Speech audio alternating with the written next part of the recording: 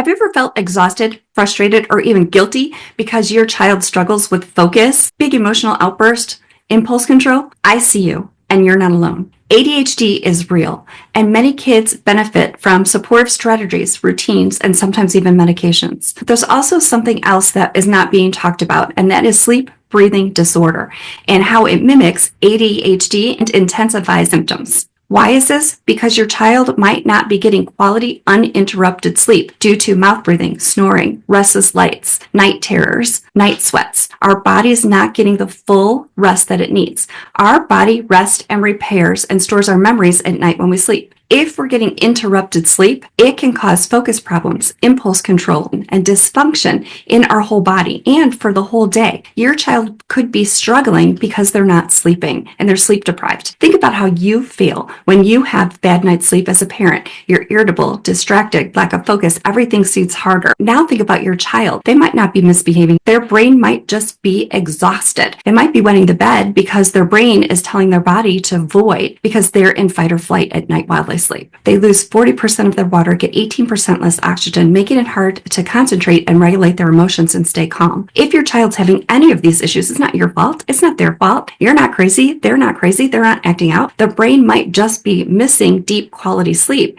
that's affecting their ability to function at their best the next day. So what should you look for? Restless sleep, kicking, flipping, tossing, turning, night sweats, pillows on the floor, snoring, clenching, grinding, dark circles under their eyes, frequent night terrors, sleepwalking, dry mouth, headaches, especially at the back or the base of the skull or the neck. I knew when my daughter was crying, she was tired. And I was told I was a mom with an overactive imagination and had nothing to do with sleep. She would outgrow the bedwetting. She didn't outgrow the bedwetting. She grew into other issues. And it was heartbreaking for both of us because I didn't know how to help her. Where did I go? Dr. Google. That's why I make these videos now, because it was something that we struggled with so much. Things that you can do at night. Take a video after your child falls asleep and see, is their mouth open? How are they breathing? Are they breathing through their nose or their mouth? Are they making sounds? Are they snoring? Is their breathing heavy and noisy? This could be the difference between quality sleep and not quality sleep. If you notice these things, we can strengthen these muscles with myofunctional therapy. They might need to see an ENT. They might need to see a body worker,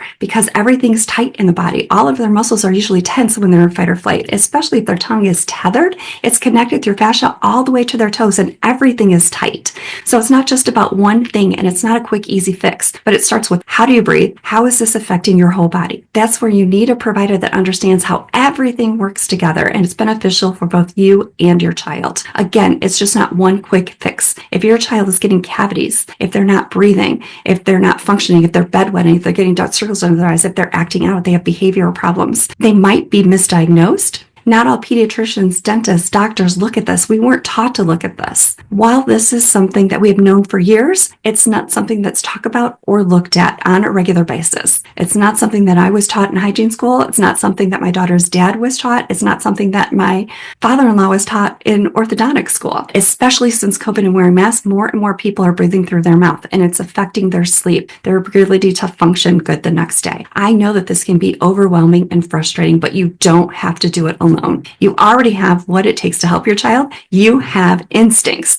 Your instincts as a parent are never wrong. Listen to them. I want to help you take the next step. You can click the link below and get a free discovery call with me. If I can't help you, I will find someone who can help you depending on what's going on in your particular situation. Just know that you are not alone, and common does not mean normal. There is something you can do about it. Every child is different. If you're a parent that's experienced this, comment me and I will reach out to you to check and see how they're breathing, what's happening with the tonsils, what's happening with their posture. But the big steps are nasal hygiene. How's your child breathing? How are they sleeping? And what can you do to help them breathe better, sleep better, and just live better and thrive? So if this was helpful, please comment, like, subscribe, or share. Till next time, have a great day.